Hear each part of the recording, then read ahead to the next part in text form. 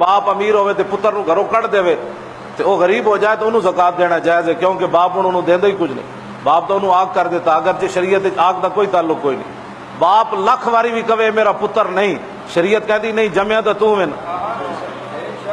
तो बाकी ये जड़ा बद किरदार होया ये तो तेरे अपने करतूतों की वजह तो है। हाँ जी, औलाद जी नाफरमान होती वो तो अपने बंदे के करतूतों की वजह तो होती। उन्हें अपने प्यो के करतूत वेख वेख के कह दें छो यार साढ़े प्यो ये बख्शिया गया तो असी भी बख्शे जाओ। बिल्कुल ये पक्की बात है, ये तो अपनी वजह तो।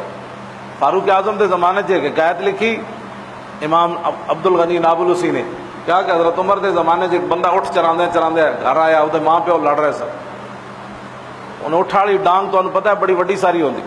मेरे आका ने खुद फरमाया उठ चराने वाले के दिल सख्त होंगे तो बकरियां चराने वाले दिल नरम होंगे। उठ जड़ा